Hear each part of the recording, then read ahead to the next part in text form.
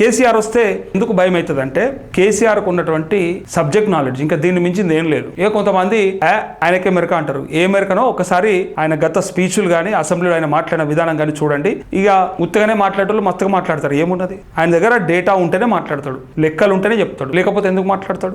ఏ party నుంచి అయినా సరే ఆయనను మెచ్చుకున్నోళ్ళే ఉన్నారు.